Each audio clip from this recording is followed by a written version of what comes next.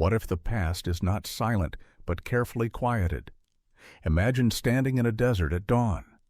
The light is low, the ground cool, and the land seems empty.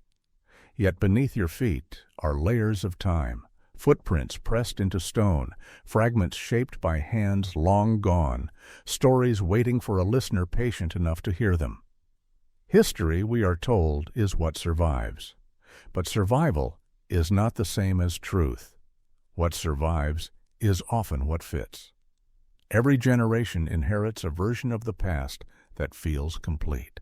Timelines align, causes lead neatly to effects, progress moves forward in a straight line.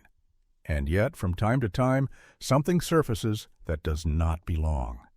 An object in the wrong place, a date that refuses to agree, a story that does not fit the frame. These moments are often treated as errors, anomalies, curiosities. They are set aside not because they are proven false, but because they are difficult to hold. They demand patience. They ask uncomfortable questions.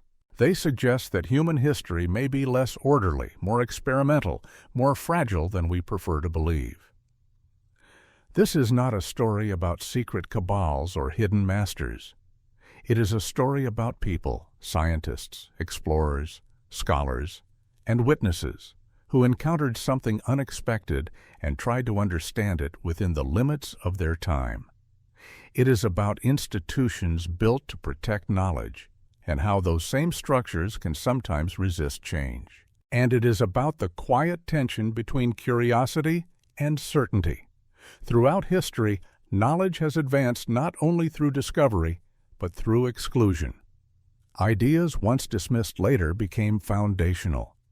Continents drifted, stones fell from the sky, invisible microbes shaped civilization. Each of these truths was once unthinkable, not because the evidence was absent, but because the framework to accept it did not yet exist. The past, we know, is not wrong, but it may be incomplete. Across deserts, caves, riverbanks, and archives, artifacts have appeared that raise gentle but persistent questions. They do not shout. They do not demand belief. They simply exist. Their presence invites reflection, not only on what they might mean, but on how we decide what matters. Consider how history is written, not by a single voice, but by consensus, by repetition, by what is taught, displayed, preserved. Museums are not just collections of objects. They are narratives made solid. Textbooks are not neutral. They are agreements. Over time, these agreements become invisible. They feel natural, necessary.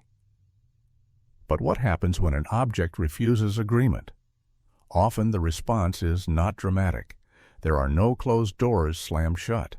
More commonly, there is silence. A paper that goes unpublished. An artifact placed in storage. A finding labeled uncertain and left there indefinitely. The world moves on and the question fades. Yet questions have a way of lingering. This series is an invitation to sit with those questions, not to rush to conclusions, but to listen carefully to the edges of history, where certainty softens and curiosity begins.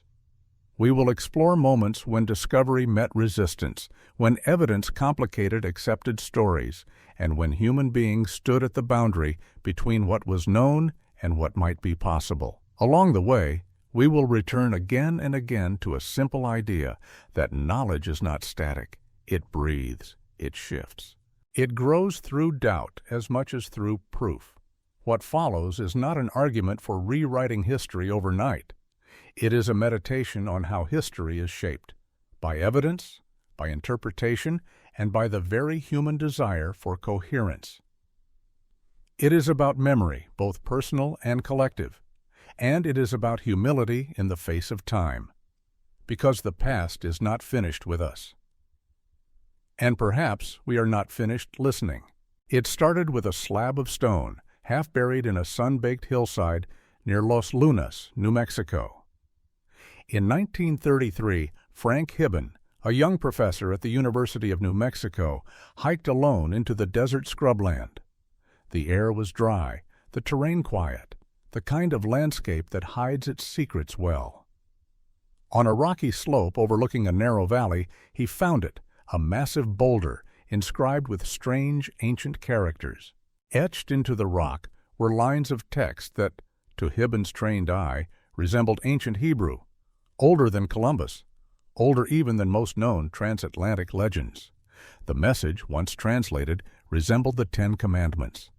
Carved in Paleo-Hebrew script, the inscription was striking not just for its content, but for its implications. If genuine, the stones suggested Semitic people had reached the American Southwest more than 1,000 years before the accepted timeline. It was, quite literally, a rewriting of pre-Columbian contact, a quiet explosion waiting to be understood. Hibben did what any scholar would. He documented, photographed, measured, took notes. He shared his findings with colleagues, hopeful that this rare discovery might ignite curiosity, even wonder. Instead, he found the shutters of silence. Within weeks, men from the Smithsonian appeared. They were courteous, professional, and unyielding. They reviewed his notes, asked detailed questions, then left him with a warning. Don't publicize this. The academic world, they suggested, wasn't ready for it, but Hibben was not easily dissuaded. He submitted papers to journals. They were rejected, curiously, without much explanation. His other projects, previously well supported, encountered sudden bureaucratic resistance. Whispers of doubt followed his name. What he'd touched, it seemed, was not just a stone, but something larger, something fragile, in the architecture of historical consensus. The stone remained in place, too large to move, resting on land tangled in ownership disputes. Hibben returned often, despite increasing restrictions. He wasn't alone. Other researchers, too, attempted to examine the site, and they, too, found their reputations quietly eroded, their work questioned, their access revoked. Meanwhile, experts in ancient languages examined photographs and rubbings of the inscription. Privately, some admitted its authenticity was plausible, consistent with Paleo-Hebrew from around 500 BCE. The weathering on the stone matched patterns of great age, yet none would endorse it publicly. There was too much at stake. Years passed. The stone weathered, vandalized by time and human hands alike. Today, it still stands, officially classified as a curiosity of unknown origin. No official study has ever been undertaken. The Smithsonian offers no statement.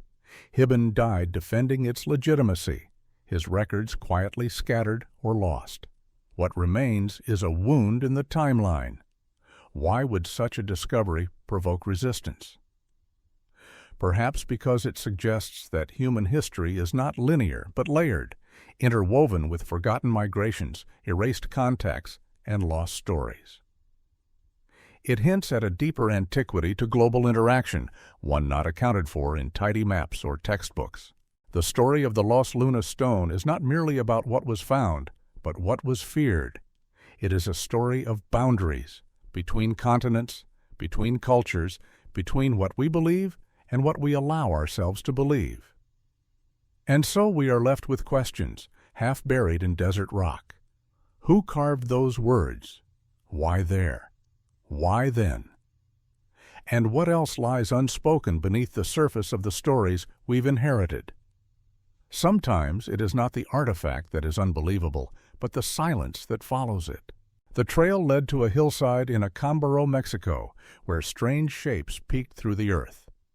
In 1944, Waldemar Julsrud, a German merchant living in the region, noticed something odd while riding his horse near El Toro Hill. Small ceramic fragments jutted from the soil. He dismounted, scraped away the dirt, and uncovered a figure. Then another. And another. He had stumbled upon a buried cache of handcrafted figurines. But what they depicted would ignite decades of controversy and quiet suppression. Over the next several years, more than 33,000 ceramic figures emerged from the site. They portrayed daily life, people in motion, ceremonial poses. But woven among them were images that defied explanation, figures of dinosaurs, accurately detailed and unmistakable. Triceratops, Stegosaurus, even flying reptiles with wings extended. It was not just one or two, it was thousands. Some showed humans and dinosaurs together, riding them, fighting them, fleeing from them. The creatures were not stylized myths, but detailed representations, with anatomical features that wouldn't be widely known until decades later. To Julsrud, this wasn't folklore. It was impossible knowledge preserved in clay. He invited scientists to investigate. Many refused. Those who came often left baffled, their wonder quickly replaced by doubt. If the figures were authentic, they shattered everything we thought we knew about history and evolution. So the easier path was chosen. They must be fakes.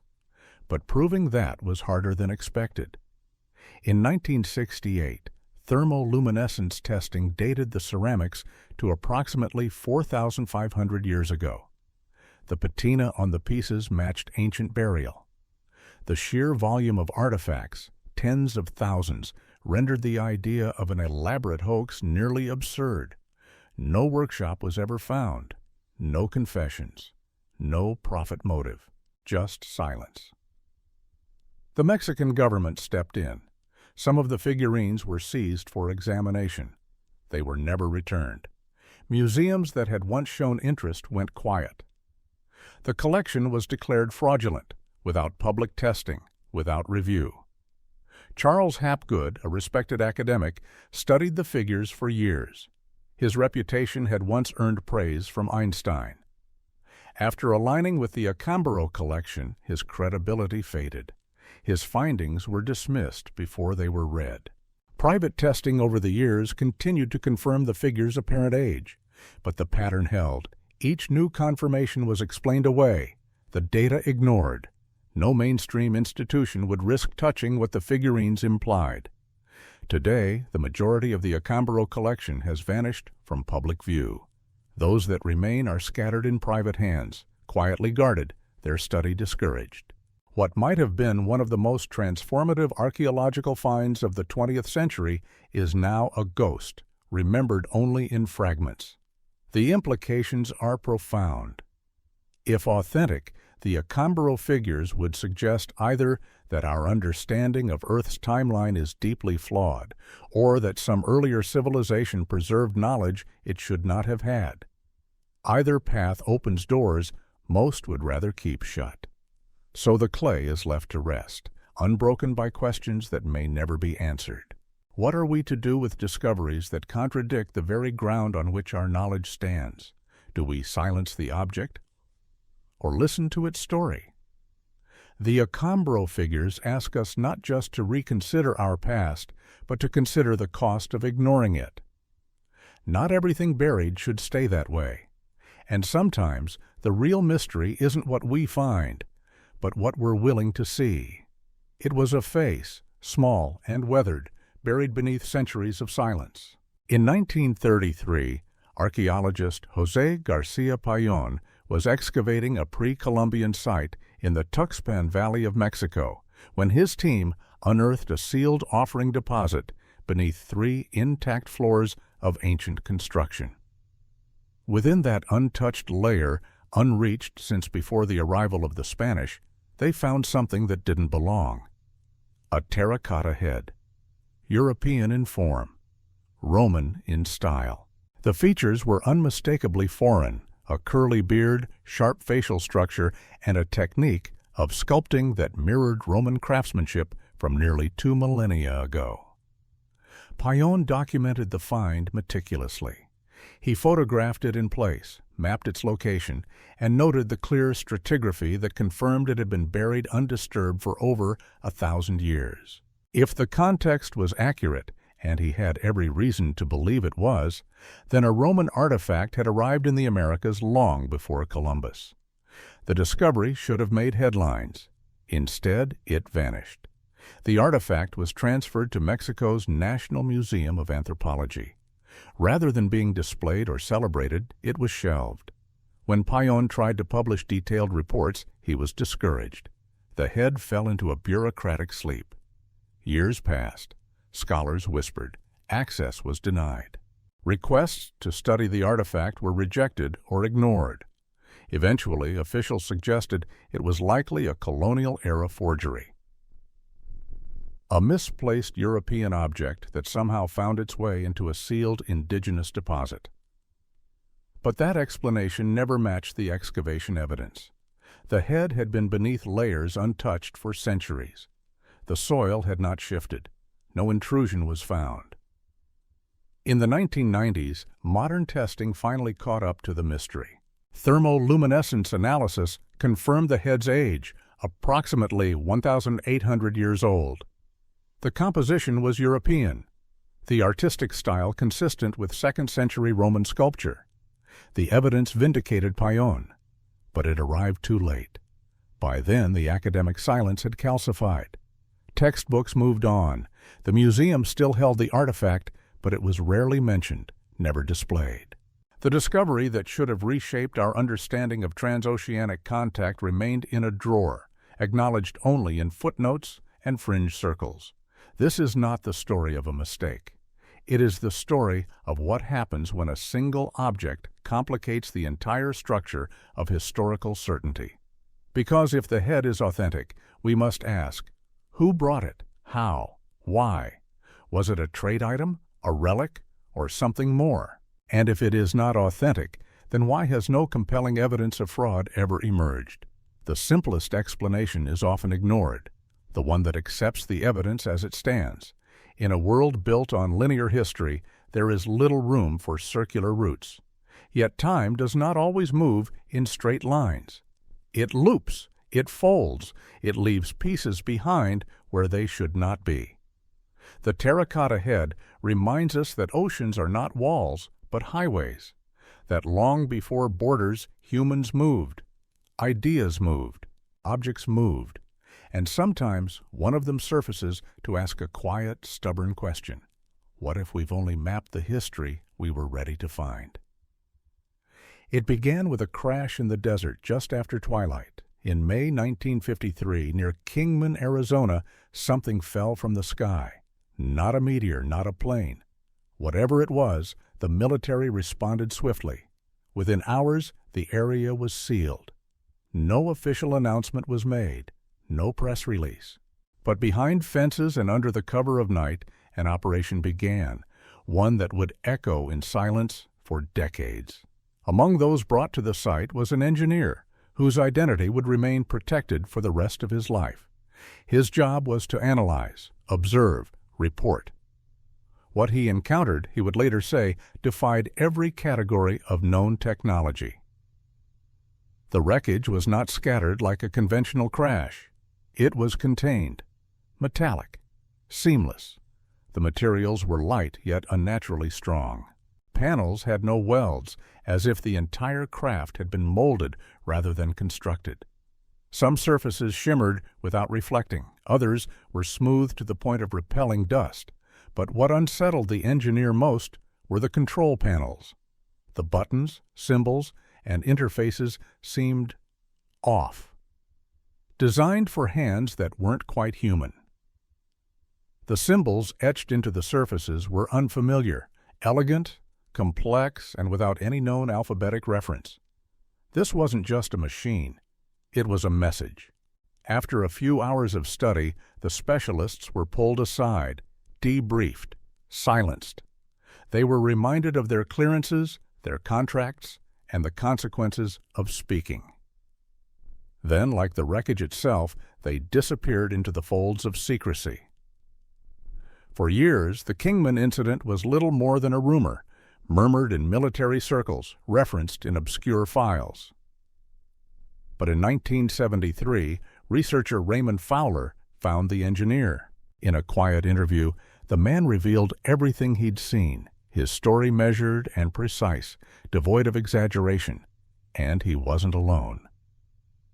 Others came forward, a military policeman who guarded the crash site, a truck driver who transported the debris to a hidden facility, a radar technician who tracked the object's descent.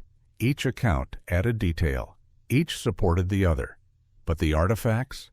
They remained missing. Requests for documents through the Freedom of Information Act were denied. classified.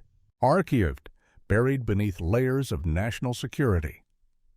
For over 70 years, the truth of Kingman has been withheld, not because of what was imagined, but because of what was seen. Some researchers believe the wreckage was moved to Wright-Patterson Air Force Base. Others suggest pieces were distributed to defense contractors, sparking quiet leaps in materials, science, and engineering. But these theories remain unconfirmed. The silence holds. And yet, something happened in the desert that day. The Kingman artifact case is not simply a tale of extraterrestrial speculation. It is a case study in how institutions react when confronted with the unknowable. When evidence does not fit, it is not always disproven. Sometimes it is hidden. What would it mean to accept that technology, utterly alien to our understanding, was recovered in 1953? That civilian specialists examined it? That we have spent decades not exploring its potential publicly, but ensuring its secrecy? More than anything, the Kingman incident asks us to reconsider the boundary between imagination and possibility, between disbelief and discretion, between the desire to know and the fear of what knowing might undo. And in the desert wind, that boundary still waits, etched not in sand, but in silence. A tree was felled in Minnesota, and with it, history split open. In 1898, Olof Ullman, a Swedish immigrant farmer, was clearing his land near Kensington when his son noticed something tangled in the roots of a fallen aspen. It was a slab of stone, rectangular and heavy, marked with strange symbols carved into its face. Ullman, no scholar, recognized the script. It looked like the runes he'd seen in old Scandinavian texts. The stone told a story. Carved into its face was a message from a group of Norse explorers dated 1362, over a century before Columbus ever set sail. According to the inscription, the explorers had lost companions to a violent encounter and carved the stone as a memorial and warning before pressing deeper into the American interior. To Ullman it seemed miraculous, a link between his heritage and his new home.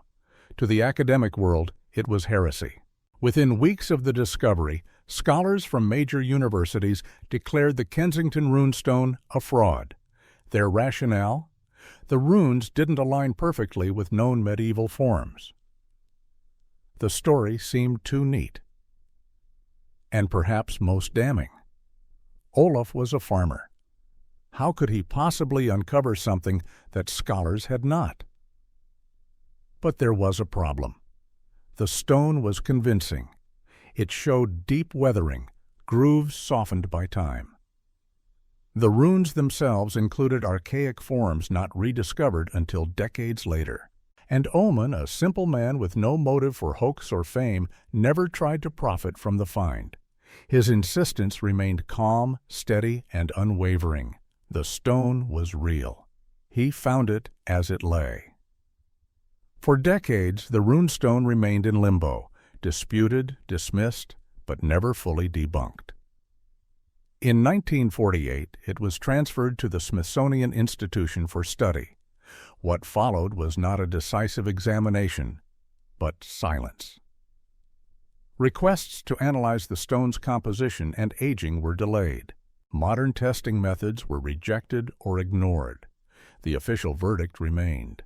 It was a 19th century forgery, but no clear evidence of fraud was ever presented.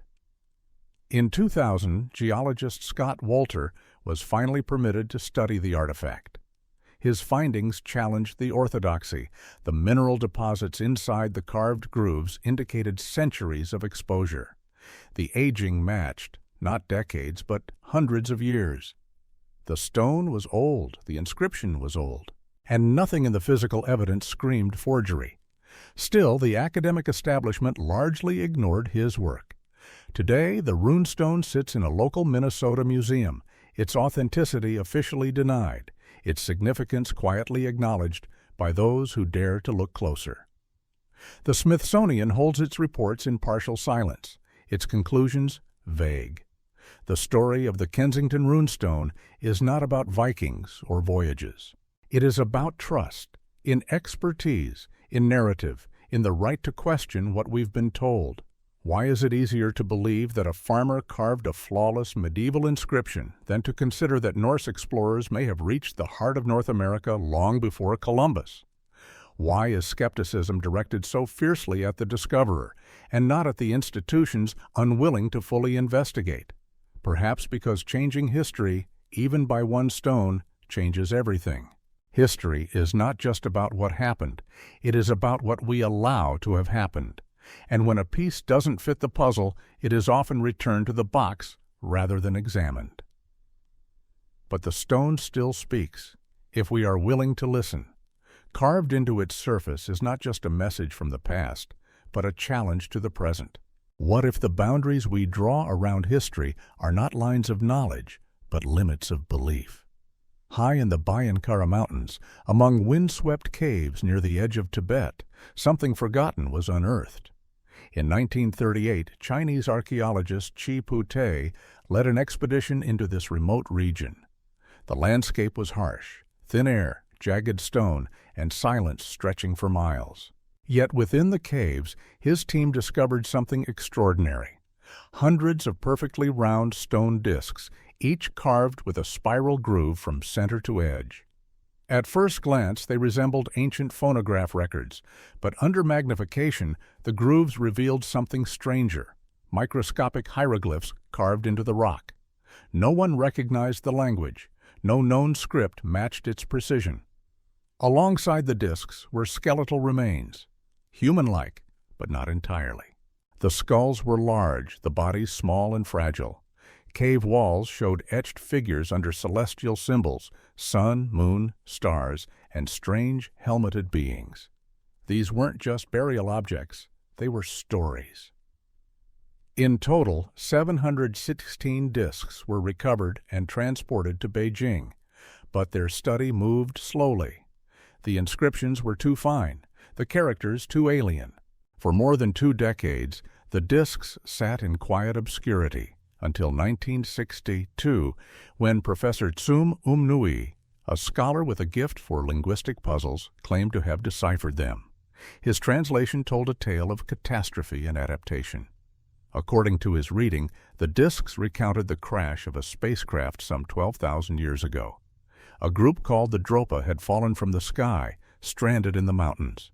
Unable to return home, they lived out their lives in the caves, isolated and misunderstood by the surrounding peoples. Over time, they died, their story etched into stone by those who remembered. The response was swift and brutal. The Chinese Academy of Prehistory denounced the translation. Tsum was labeled a fraud. His paper was pulled. He was silenced and soon disappeared from the academic record. The discs were scattered, some rumored to have been destroyed, others hidden or sent to Soviet scientists. The caves themselves were sealed off, access denied. Later reports suggested the stones were tested in the USSR and found to contain unusual metallic content, including high levels of cobalt. Others claimed electromagnetic properties, but no consistent records were released. No peer-reviewed studies followed. The mystery deepened, then quietly vanished from mainstream view. To this day, no official excavation site has been confirmed. The original discs have not been relocated. The caves are unmarked on modern maps, yet over the years, similar discs have surfaced in private collections. Their grooves spiral precisely. Their inscriptions, though worn, seem to echo the lost language of the Dropa. Analysts who study them find craftsmanship beyond explanation. Symbols too fine for primitive tools, aging consistent with extreme antiquity. Still, the story remains unacknowledged, too strange, too distant, too inconvenient. The Dropa stones ask us to reconsider the limits of memory, not just our own, but our species. Could there have been visitors long before our history begins? If such beings came and fell and were buried in forgotten caves, would we recognize their trace? Would we even be allowed to? There is something deeply human about the effort to record one's last story, to inscribe meaning into stone when voice is no longer enough. If the Dropa existed, their message was simple: We were here. We tried. Remember us. And if they did not, then someone long ago carved a story so strange and beautiful into stone that even now we cannot bear to understand it. Either way, the silence around those discs may say more than their script ever could. They were digging for water, not history. In 1889, near Nampa, Idaho, workers were drilling a well when something impossible emerged. At a depth of over 300 feet, beneath layers of volcanic basalt and compacted sediment, their drill brought up something small, something fragile, something unmistakably human. A tiny figurine. Clay, shaped like a person, crafted with care. The find was immediately puzzling. The geological layers above the artifact were dated, by the standards of the time and later analyses, to at least 2 million years old. That meant the figurine had been sealed beneath the earth long before any accepted timeline for human presence in North America, let alone the development of ceramics. The scientific response should have been awe. Instead, it was dismissal. But first came documentation. George Frederick Wright, a respected geologist and theologian, investigated the site thoroughly. He interviewed the drillers, examined the strata, and wrote detailed reports. The basalt layers were unbroken. There was no sign of intrusion. The well had cut through untouched earth. Wright believed the artifact was genuine. Others, who had never seen the site or the figurine, declared it a mistake, or worse, a hoax. The idea that a human-crafted object could exist millions of years ago in North America was simply unacceptable. The Smithsonian, initially interested, withdrew after a brief, unpublished examination. Journals that had reported the discovery began issuing retractions or printing attacks on Wright's credibility. Over time, the figurine faded from public view. It was placed in storage by the Idaho State Historical Society, rarely displayed, rarely discussed. Modern requests to conduct advanced testing on the figurine have been consistently denied or ignored. The most troubling part of this case is not just the figurine itself, but what it suggests and what was done to suppress it. If the artifact is authentic, it challenges the entire framework of human evolution, migration, and development. It hints at either a forgotten civilization of unfathomable antiquity, or that our current understanding of Earth's history is missing something fundamental. But even if it is not authentic, it still deserves to be studied with the full force of modern science. Yet the resistance to examination suggests something deeper, a fear not of fraud but of possibility. Why would institutions not want to know? Because evidence like this does not fit neatly. It opens doors to questions that cannot be answered easily. And sometimes, preserving a stable narrative is seen as safer than exploring an unstable truth. The Nampa figurine still exists. It is not lost. It is not destroyed. It sits in a building with lights and labels and locked drawers.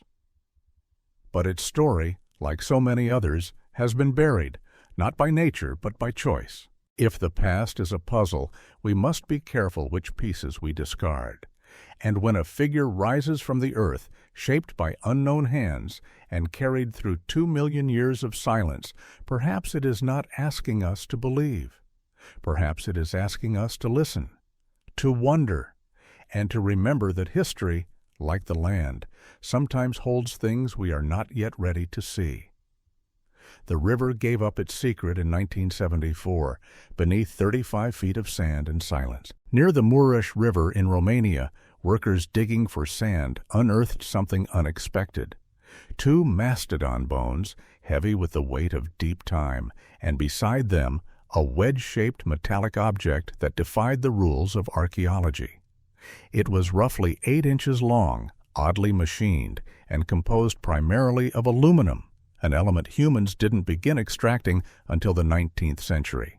But this object had been buried alongside prehistoric fossils, sealed in sediment undisturbed for at least 10,000 years. The artifact should not have existed. Romanian scientists were stunned. The wedge bore signs of deliberate shaping, Clean angles, uniform surfaces, and metallic composition unlike anything from antiquity. It was not a random piece of metal. It was engineered. Initial reports sparked curiosity. For a brief moment, the object appeared in museum displays. Then the story changed. The artifact was removed from public view. Officials reclassified it as modern debris, possibly from a World War II aircraft. But that explanation collapsed under scrutiny. No plane wreckage was found. No records placed aluminum machinery in that location. And most damning of all, the artifact had been buried beneath solid layers of earth, alongside fossilized bones from a vanished age. When international researchers sought access, they were blocked. Permission to study the object was denied. Analysis reports vanished into institutional drawers. The artifact became a ghost, acknowledged, but never truly examined. Some independent theorists suggested the wedge might be evidence of ancient advanced technology. Others proposed it could be a fragment of something even more mysterious. But without access, no theory could rise above speculation. The object now known as the Aude artifact has become a symbol, not of what we know, but what we refuse to investigate. If authentic, it suggests that human or non-human intelligence possessed technological capabilities in the deep past, knowledge lost, hidden, or forgotten. If not, it is still a challenge to our assumptions, demanding honest examination. But here, too, the silence is telling. Why wouldn't a supposedly modern object be tested openly to confirm its banality? Why obscure an artifact that could be so easily dismissed? Unless the truth is more difficult, more disruptive, than the institutions are willing to face. The Aude artifact remains locked away, its story untold. No comprehensive study, no transparent record. Only the lingering unease of a metallic wedge, buried in ancient earth, standing quietly at the edge of human history. What do we lose when we choose not to look? What truths lie beneath the surface, not because they're hidden, but because we are taught not to see them?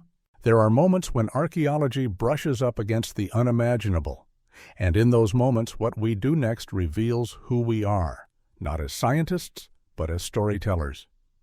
Because every artifact is a sentence in a longer story, and when we refuse to read it, the silence becomes our own. The cave was dry, dark, and layered with centuries of dust until the miners arrived. In 1911, workers harvesting bat guano from Lovelock Cave in Nevada began uncovering something strange. Bones. But not ordinary bones. They were human and unusually large. Some remains belonged to individuals who would have stood over 7 feet tall. Alongside them lay sandals too big for any known indigenous group, weapons designed for giant hands, and duck decoys so intricately made they were still functional after centuries in the cave's dryness. And then there was the hair, red, brittle, preserved by time. The finds echoed a local legend. For generations, the Paiute people had told stories of the Site-Ka, a race of red-haired giants who had once roamed the area. According to tribal history, the Site-Ka were fierce and cannibalistic, eventually defeated when a coalition of tribes trapped them in a cave and set it ablaze. That cave, the story said, was Lovelock. At first, the discovery seemed to confirm the myth. The bones were real, the artifacts genuine. Early reports even described the remains as extraordinarily large. But soon the narrative shifted. As academics took control of the site, the giants were quietly erased. The Smithsonian and other institutions removed many of the bones and artifacts. Some were studied, others disappeared into storage or into silence. Requests to access the oversized remains were routinely denied or redirected. The official position became ambiguous. Some bones were human, others misidentified. Nothing unusual to see. And yet the oral traditions remained. Paiutes author Sarah Winnemucca had written of the red-haired giants in the late 19th century, before the cave was excavated. Her descriptions eerily matched what miners later found. The surviving artifacts, particularly the duck decoys, are now recognized as among the most advanced examples of ancient craftsmanship in North America. But the context that gave them their mystery, their magnitude, has been stripped away. Without the bones, the story is incomplete. Why were the oversized remains so quietly removed from public view? Why was access restricted and documentation vague? Why does the official record deny what so many early witnesses described? Lovelock Cave represents a collision between archaeology and memory, a moment when oral history and physical evidence briefly aligned, only to be pried apart by a system uncomfortable with the implications. If giants once lived in the Americas, what does that say about the limits of our evolutionary assumptions? If oral traditions contain truth, how many others have been dismissed too easily? The cave has been closed to excavation for decades. Its secret sealed again, not by nature, but by decree. But the story persists, in tribal memory, in scattered museum shelves, in the hollow silence left by vanished bones. Sometimes the greatest discoveries are not the artifacts we find, but the histories we are finally willing to believe. And in Lovelock, the wind still whispers a question. What if legend remembers what science forgets? It looked like a simple clay jar resting quietly in a museum case. In 1938, Wilhelm König, a German archaeologist working at the National Museum of Iraq in Baghdad, examined a set of curious artifacts excavated near the ancient city of Ctesiphon. They were small ceramic vessels, each about 6 inches tall, with copper cylinders inside and iron rods suspended within the center. To König, the configuration was immediately familiar. These were not ritual urns or incense holders. They were galvanic cells, batteries. He proposed a stunning hypothesis that these Baghdad batteries, dating to around 200 BCE, were evidence of ancient electrochemical technology. They could have been used to electroplate gold onto silver, a technique modern science wouldn't rediscover until the 19th century. The implications were staggering. If correct, ancient civilizations had mastered electrical concepts more than 100 years before Alessandro Volta invented the modern battery. Knowledge, it seemed, had not evolved in a straight line. It had circled, vanished, returned. König published his findings. Other researchers conducted experiments. With acidic solutions like vinegar or lemon juice, the jars produced a modest electric current. The devices worked. The design was functional, but instead of igniting excitement, the idea was met with quiet resistance. Mainstream archaeology dismissed the interpretation as speculative. Alternative explanations were proposed.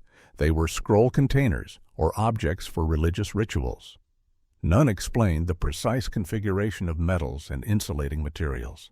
None accounted for the fact that replicas could generate electricity. But the consensus was already forming. The notion of ancient electricity did not fit the accepted historical arc. It had to be coincidence. Over time, the original artifacts faded into obscurity. The Baghdad Museum was later looted during the Iraq War. Some artifacts vanished. Others were destroyed. The battery's fate became uncertain. Fragmented records, lost inventories, whispers of black market sales. Attempts to locate and test similar artifacts in other collections have met consistent roadblocks. Proposals for chemical residue analysis to confirm electrochemical use are quietly denied. The batteries are now labeled as objects of unknown purpose. Their story remains unfinished. But fragments remain. Similar vessels have been found elsewhere, often dismissed as mundane. And yet their design recurs: clay, copper, iron, sealed chambers. The pattern lingers, waiting to be recognized. What makes the Baghdad batteries remarkable is not just what they suggest, but how they have been treated. Here was an artifact that could change our understanding of technological history. Instead, it was gently ignored, marginalized without investigation, written off without being disproven. The idea that ancient people might have understood electricity, however rudimentary, threatens the myth of modern superiority. It asks us to see our ancestors not as primitives climbing toward progress, but as intelligent, capable beings whose knowledge may have moved in directions we've forgotten, and perhaps that is the real discomfort. Because if knowledge can be lost once, it can be lost again. If a battery can vanish into sand and war and denial, what else have we overlooked? What wisdom sleeps beneath our feet? The Baghdad batteries whisper a quiet truth, that history is not a staircase, but a spiral. And in that spiral, some lights may have shone long before we ever struck the first match. There are discoveries that change how we see the world, and others that challenge whether we're allowed to see it at all. Across centuries and continents, archaeologists, farmers, miners, and engineers have unearthed artifacts that do not belong, objects that contradict accepted timelines, that speak in forgotten tongues that defy easy explanation, and time after time these discoveries have been silenced. Sometimes the silence is swift, bureaucratic. A museum shelves the artifact under unknown origin. Access is restricted. Testing is delayed, denied, or declared inconclusive. At other times, the silence is personal. Careers are derailed. Reputations quietly dismantled. Funding dries up. The pattern is not one of conspiracy, but of discomfort. Take Frank Hibben, who found the Los Lunas stone etched with ancient Hebrew in New Mexico. Or José García Payón, who uncovered a Roman head sealed in pre-Columbian earth. Or the geologists who studied the Nampa figurine beneath 2-million-year-old layers. Each presented their findings with evidence. Each was met with resistance, not because they were proven wrong, but because they could not be accepted. There is a cost to challenging the narrative. For many of these researchers, that cost was steep. Their work was questioned. Their names, once respected, became associated with controversy. Not because they sought attention, but because they refused to turn away from the evidence. And then there are the artifacts themselves. The Dropa Stones, etched with microscopic hieroglyphs, disappeared into hidden archives. The Acámbaro figurines, so numerous they defied hoax, were confiscated and dismissed. The Aude artifact, a machined aluminum wedge buried with ancient bones, remains untested. The Lovelock giants, reduced to legend as their remains quietly vanished. The reasons for this suppression vary. Fear of fraud, institutional inertia, cultural preservation. But beneath them all is a deeper fear, that the world might be older, stranger, and more connected than we've imagined. If the Kensington Runestone is real, Norse explorers crossed North America long before Columbus. If the Baghdad batteries functioned, ancient Mesopotamians understood electricity. If the Nampa figurine is authentic, humanity's timeline stretches beyond what textbooks allow. These are not just academic debates.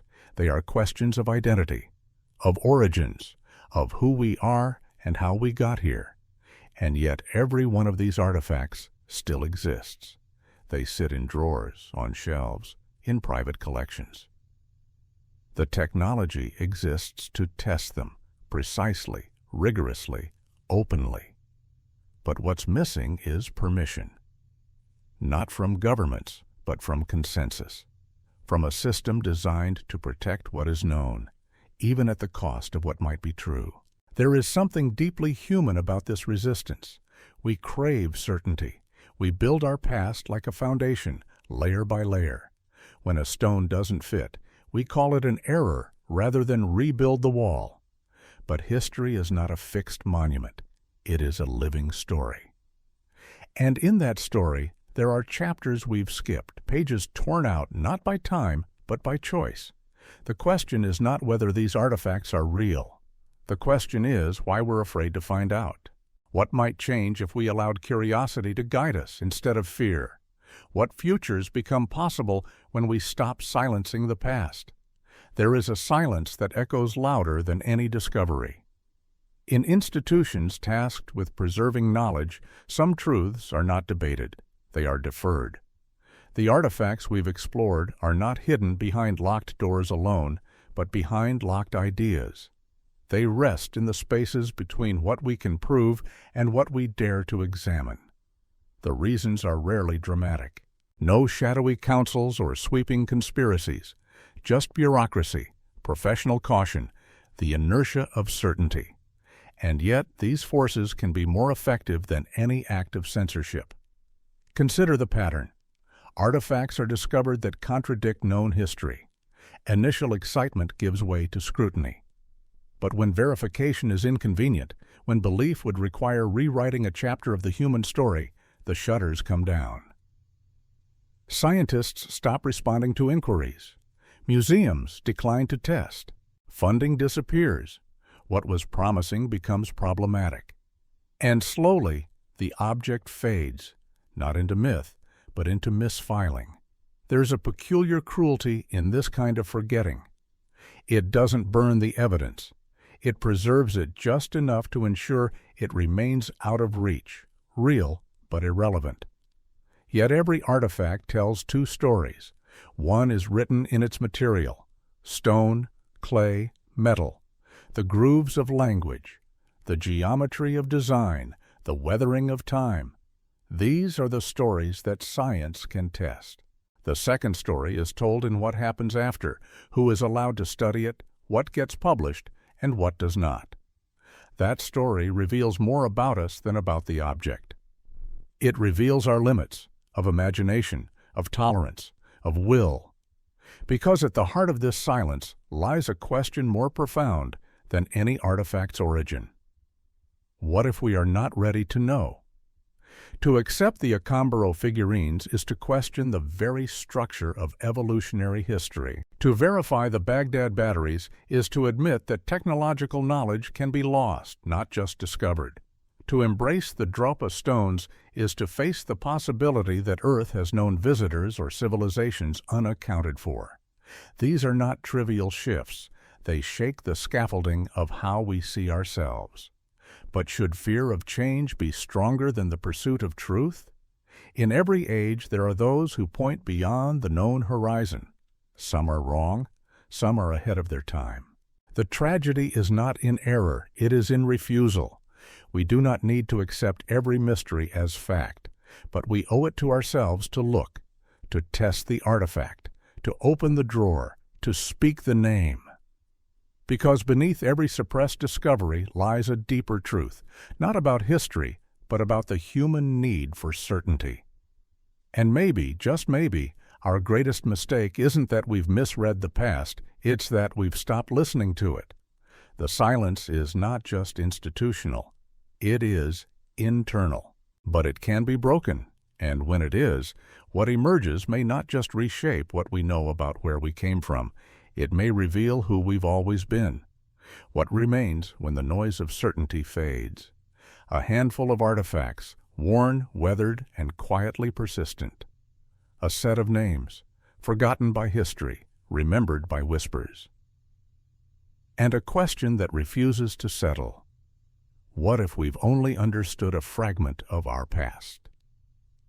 We began this journey in the dust and silence of deserts, caves, and riverbeds. We followed threads left behind by explorers, archaeologists, and reluctant witnesses. Each story led to an object, a stone inscribed with ancient script, a figurine beneath impossible layers, a metallic wedge no one wanted to explain. None of these artifacts were proven false. Some were never tested. Others were quietly shelved, labeled with doubt, or buried in footnotes. But all of them share one thing. They challenged what we thought we knew, and for that, they were set aside. What does that tell us? Not about the past, but about ourselves. It tells us that truth is often uncomfortable, that knowledge does not move in straight lines, that history, like memory, is vulnerable to omission as much as to error. And perhaps most of all, it tells us that curiosity is fragile, but essential. Institutions are built to protect knowledge, but sometimes they also protect the boundaries around it. They preserve the map, even when the terrain changes. But discovery lives beyond the edge of the map. The archaeologists who uncovered these mysteries were not rebels or radicals. They were observers, recorders, listeners. They followed the evidence, and for their efforts many were silenced, not by force but by omission. Their careers diminished, their finds ignored, their truths labeled anomalies. Yet anomalies are not errors. They are invitations to question, to look again, to ask not what is probable, but what is possible. Because maybe history is not a fortress, but a river, and some truths, like stones beneath the current, remain just below the surface, waiting for someone to reach down. The world is vast, its memory long. We have crossed oceans, built monuments, charted stars, but we have also forgotten, lost, buried. And now we stand at the edge of something older than doubt, older than denial. We stand before the quiet resilience of the unexplained. The Luna stone still rests on a hillside. The Dropa discs may still whisper in some dusty drawer. The Baghdad batteries, if not lost, still hold their charge. And somewhere in a small museum, a figurine waits to be seen. They are not just relics, they are questions, not of belief, but of willingness. Are we ready to ask again, to open the drawer, to turn over the stone? Because the truth is not forbidden, it's just forgotten. And every forgotten thing longs to be remembered.